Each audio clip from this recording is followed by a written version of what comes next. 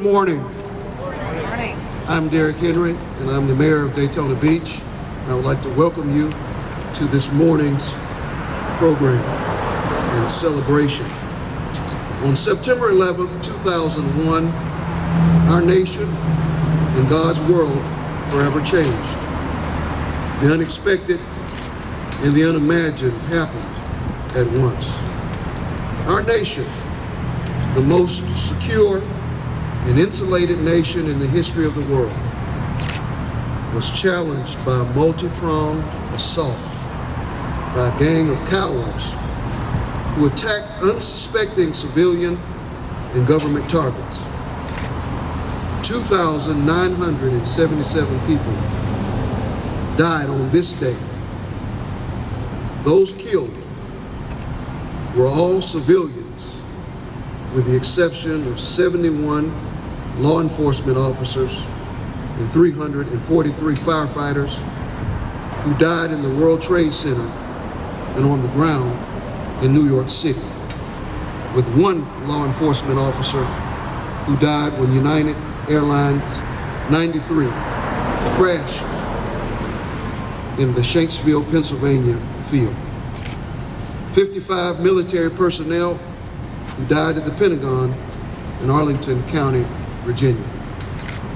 As we assemble together to pay homage to the bravery exhibited by the heroic men and women who summoned the courage to respond immediately to our generation's greatest challenge, the challenge to fight and squash senseless terrorism.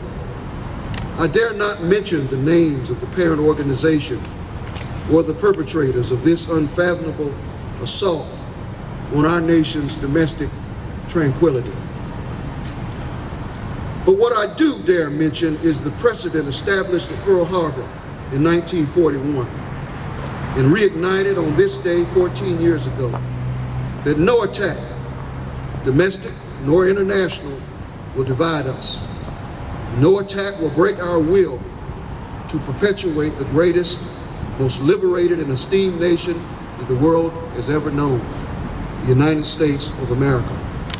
What I do dare mention is that despite our flaws and shortcomings, our greatest moments and our most memorable history is yet to be written because of the inspiring acts of heroism that we draw from the brave men and women who acted and faced the challenge of 9/11. At this time, we would ask that the Embry-Riddle ROTC would present our colors, stay on stage for the singing of the National Anthem, which will be presented by the children from the Silver Sands School Show Choir.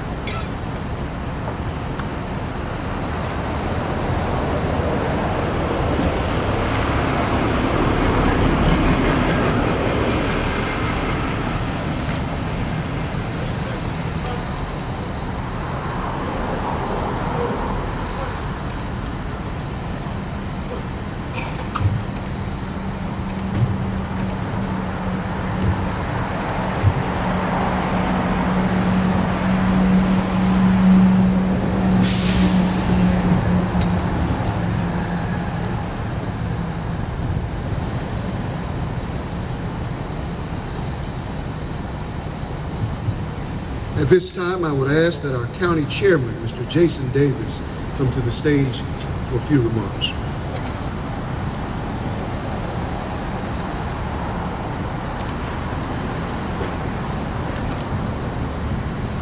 You know, though this is a solemn day, I would highly request everybody, let's give these young kids a hand for their excellent printing.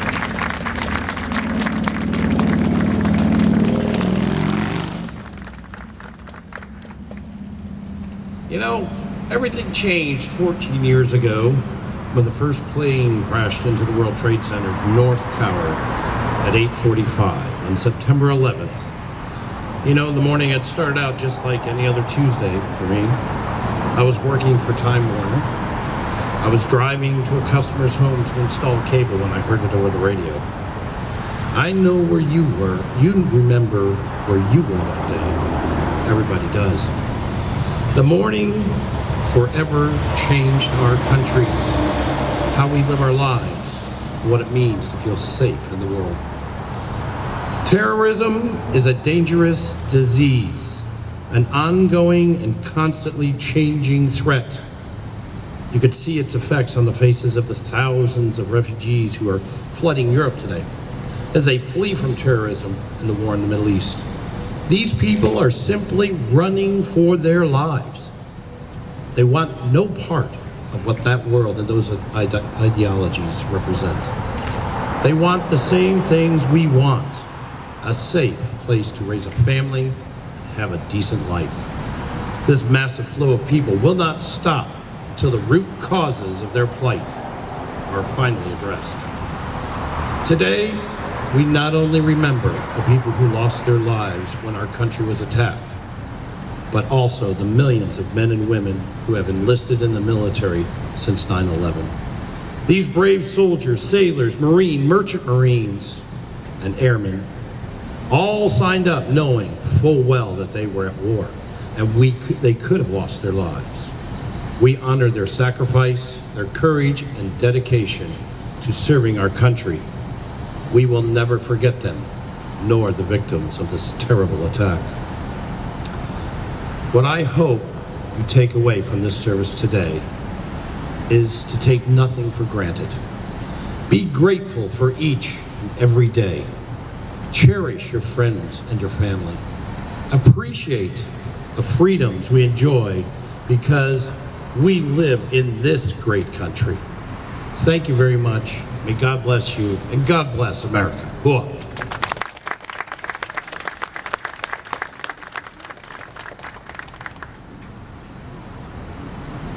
At this time, I would welcome our police chief, the chief of Daytona Beach, Chief Mike Chitwood.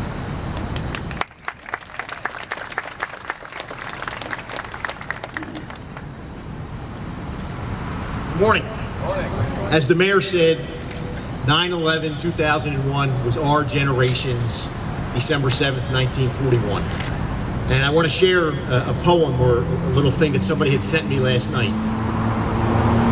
14 years ago last night, millions of Americans went to bed quietly with no thought in the next morning that their world would change forever. That night, hundreds packed flight bags that they would not live to open. Thousands slept with loved ones for the last time. One never knows what a new day has in store. That night, NYPD police officers and firefighters kissed their wives and children goodnight. Let us live each day to the fullest and never miss a chance to let those dearest to us know of our love for them. So tonight, tell someone in our lives that we're close to that we love them very, very much. And that is a lesson that has come out of 9/11 for all of us. May God continue to bless the souls of those who lost their lives that day. May God look after our military, and may God continue to bless America. Thank you.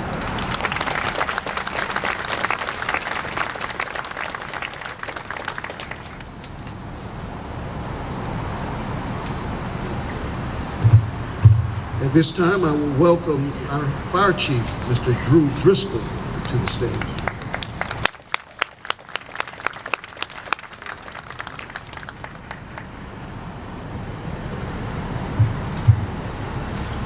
September 11th. Nothing stirs emotion more in Americans than just hearing September 11th. Just like nothing stirs more emotion than seeing the stars and stripes that we salute. 9/11 was impactful to us all. Whether you're firefighter, law enforcement, military, mother, father, daughter, it didn't matter. But for once, we were Americans. I think about September 11th and I have sadness. But I think about September 12th and I have pride. September 12th, we became brother, sister. We became Americans. We stood underneath one flag. We cared for one another. No better was it to drive up and down the streets and see the red, white, and blue flying from everyone's home. No other time during my lifetime have I felt that pride and respect and appreciation. Our military men and women, they defend that flag, they defend our freedom. They are who I salute to. They are who I have pride for protecting me and my family. The fire service, law enforcement, we are your domestic army. We are here to stand by all your needs. And right now, especially right now, the fire service stands by the men and women of law enforcement. They are our partners, and we appreciate all they do. So, I ask, as we continue to move forward in life, we don't dwell on September 11th. We remember the good. We remember what makes us us. We remember our brothers and sisters, and we live life good. It's a simple task. To be friendly to one another, to love one another, to treat each other with respect. That's what's important to me. That's what I ask of you today, for all that's worth. So I appreciate it. And thank you, and thank everyone else, and thank our military. God bless America. Honor Guard, detail.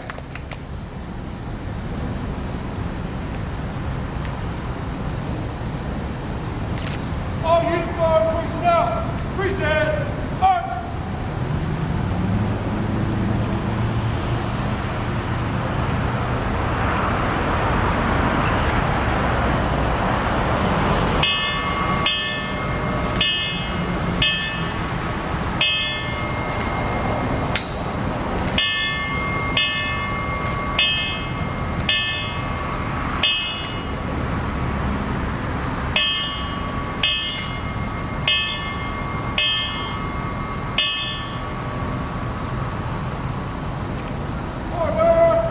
Later that my grandmother told me.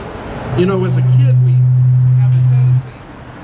we have a tendency to want to complain about school, and when you're with your grandparents, you complain about your parents and what's going on at home. And my grandmother always told me, don't worry about what's going on around you, just bloom where you're planted. And I never really understood that until 14 years ago. After feeling the vibrations and seeing what was going on, my father and I evacuated the hotel.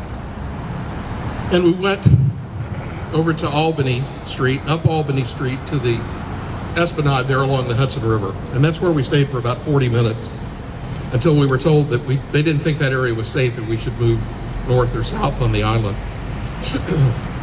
Now, this was the first trip that I had ever made to New York, or my father had ever made, so we had no idea what was going on to the north of the island, but we had been to Battery Park the day before to take the Gray Line tour to the Statue of Liberty in Ellis Island. So I at least knew there where the bathrooms were. Now, you can laugh at that, but when you're traveling with an 86-year-old man, knowing where the bathrooms are is critical. So we began to move south. And we only got about a block and a half south of Albany Street when there was this terrific roar. And I thought it was another plane coming in for another attack, until I saw between the buildings this huge roiling mass of grayish white cloud. And I had just enough time to grab my father and say, hang on, and we were engulfed in that cloud. I really can't describe to you what it was like being inside that debris cloud. The closest thing I can come to is it was like being deposited in the center of a box of cotton. You couldn't see your hand in front of your face. Sounds were muted to the point that you could hear nothing. And every time you take a breath, your nose and mouth would be filled with this somewhat slimy, gritty material that cloud was made of. But we continued to go south. I knew there were buildings to the left of us and a fence that would keep us from falling in the river to the right. So we just kept moving south. And by the time we reached the south marina, the heavy debris of the cloud had begun to dissipate, settle. You could begin to see shapes around you. And I want to describe for you one of the most unusual things I saw that day. And that was that everybody around me was covered in this whitish gray dust. And we all looked exactly the same. You couldn't tell anyone's sex, you couldn't tell their religion, you couldn't tell their race, you couldn't tell where they were from, you couldn't tell what clothes they were wearing. About the only thing you could determine is how tall they were. It was like walking in a city of specters. And as we turned the corner there at the South Marina, there was a young man standing on a rock, and I know he was a young man because he had taken his t-shirt off and beat it out and was tearing it into cloth, into little strips, and handing it to people so they could cover their hands and their nose and mouth to filter out the debris that was still in the air. And as I reached for one of those pieces of cloth, our fingers touched and our eyes met, and I will tell you honestly, we communicated more with each other in that couple of seconds than I have often communicated with people sitting and talking for hours. I gave the cloth to my father, and we continued to move towards Battery Park. When we got there, went to the same dock where we had left for the Statue of Liberty tour, and a chain was up around the dock, and somehow we made our way to the chain. And I noticed there were people lying on the dock with their heads out over the edge. And I thought because of the stuff they had breathed in or maybe ingested that they were vomiting into the river. But then I realized that wasn't what was happening. What they had found was that the air underneath the dock was clean. And they were trying to breathe clean air. Now about that time, there were two young men in their mid to late 20s, and I'll describe them for you. They were very muscular, very well built, tattoos all over, wearing what we commonly call wife beaters, the tank top white t-shirts. They jumped the chain and they went down and they began to pull a man in a business suit out of his position. And we all kind of had the same thought that they were going to take his place.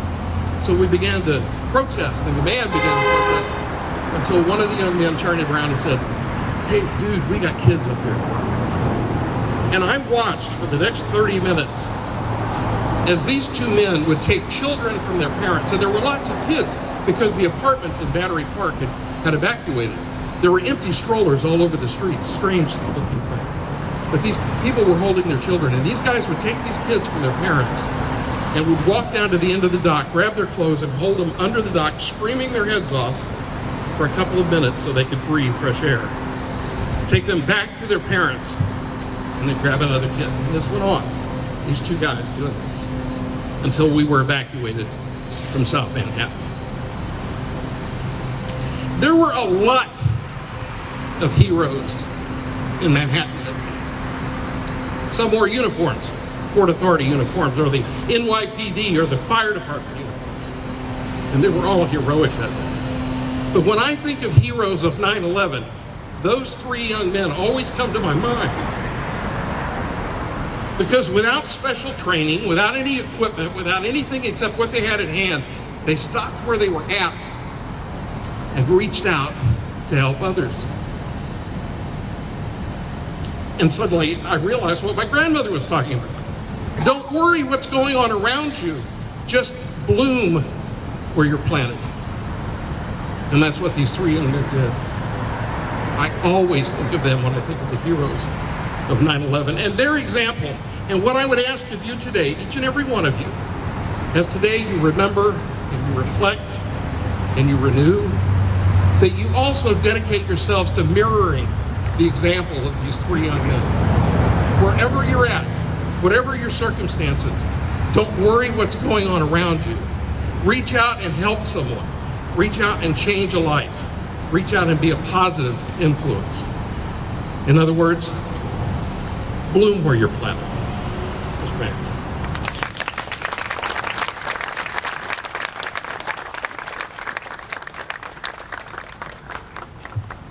Thank you, Mr. Wooldridge. Let us all rise as the Embry-Riddle Aeronautical University Color Guard will retrieve our colors.